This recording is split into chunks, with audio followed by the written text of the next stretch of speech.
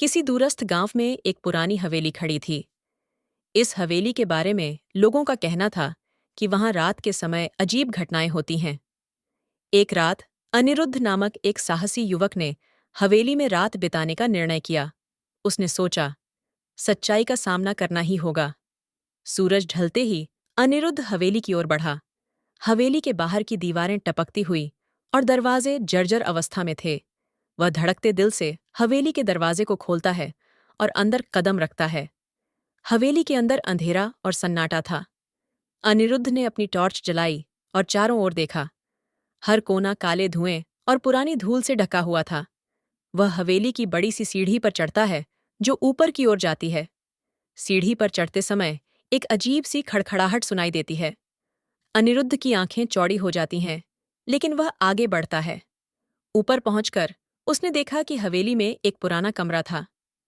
कमरे का दरवाजा ढीला और पुराना था। अनिरुद्ध ने दरवाजा खोला और अंदर घुसा। कमरे में एक पुराना लकड़ी का पलंग और एक छोटी सी मेज रखी हुई थी। मेज पर एक पुराना किताब रखा हुआ था। अनिरुद्ध ने किताब को उठाया और उसे खोलने लगा। जैसे ही उसने पहली पंक्ति पढ़ी, अचानक कमरे में ठंडी हवा चलने लगी। हवा की ठंडक ने उसके रोंगटे खड़े कर दिए। उसने ध्यान से पढ़ा, जो भी इस किताब को खोलेगा उसे अतीत की आवाजें सुनाई देंगी।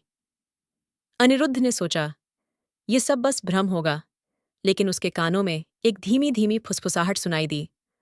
फुसफुसाहट ने धीरे धीरे एक जादुई लय ले ली।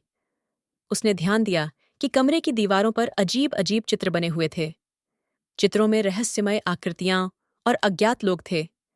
एक चित्र में एक महिला का चेहरा था, जो अब उसके सामने बहुत जानी पहचानी लग रही थी। जैसे ही उसने चित्र की ओर देखा, वह महिला की आंखों में गहरी उदासी और दर्द महसूस करता है। उसने किताब की दूसरी पंक्ति पढ़ी, वह महिला तुम्हारे साथ है, उसका दर्द तुम्हारा दर्द बनेगा। अनिरुद्ध का दिल तेजी से धड़कने लगा और उसकी नजरें डर के मारे फैल गईं। उसने कमरे में चारों ओर देखा और देखा कि कमरे की दीवारों पर चित्र अचानक हिलने लगे। वह चित्र धीरे धीरे बदलने लगे और अब वह महिला एक डरावनी आकृति में बदल गई। अनिरुद्ध ने देखा कि महिला की छाया दीवार पर बड़ी हो रही है और उसका चेहरा उसके सामने प्रकट हो रहा है। महिला की आत्मा धीरे धीरे कमरे में प्रवेश कर रही थी। अनिरुद्ध ने डर के मारे किताब को बंद किया और अपनी आंखें बंद कर लीं। फिर भी उसने महसूस किया कि हवा और भी ठंडी हो गई है। उसने धीरे धीरे आंखें खोलीं और देखा कि महिला की आत्मा अब उसके सामने खड़ी थी। महिला की आंखों में एक गहरी सिसकियां और दर्द था। अनिरुद्ध ने हिम्मत जुटाकर पूछा, तुम्हारी मदद कैसे कर सकता हूं? महिला ने धीरे धीरे कहा, मेरे साथ एक अन्याय हुआ था। मेरे परिवार को मारा गया और मुझे इसी हवेली में कैद कर दिया गया। महिला की आत्मा ने कहा, मेरे परिवार की हड्डियां हवेली के तहखाने में हैं। अगर तुम उन्हें ढूंढोगे और उन्हें उचित सम्मान दोगे तो मैं शांति प्राप्त करूंगी। अनिरुद्ध ने हवेली के तहखाने में जाने का निश्चय किया। वह तहखाने की ओर बढ़ा और वहां पर कई पुरानी पुरानी चीजें और ढेर सारे पुराने संदूकों को देखा। उसने एक संदूक खोला और देखा कि उसमें कुछ हड्डियां रखी हुई थीं। अनिरुद्ध ने हड्डियों को सावधानीपूर्वक बाहर निकाला और उन्हें साफ किया। फिर उसने हड्डियों को एक पुरानी चटाई पर रख दिया और एक प्रार्थना की। जैसे ही उसने प्रार्थना की, हवेली के अंदर का अंधेरा और भी गहरा हो गया।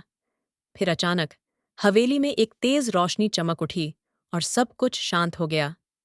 महिला की आत्मा ने अनिरुद्ध को धन्यवाद कहा और हवेली से गायब हो गई। सुबह होते ही अनिरुद्ध हवेली से बाहर आया और गांव वालों को सब कुछ बताया।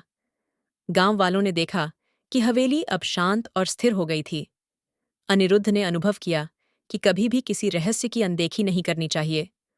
हर आत्मा को शांति की जरूरत होती है और हमें हमेशा किसी की मदद करनी चाहिए। सुनने वाले, इस कहानी से हमें यह सीखने को मिलता है कि हमें कभी भी आत्माओं के दर्द को अनदेखा नहीं करना चाहिए और हमें हमेशा सही समय पर सही कार्य करना चाहिए।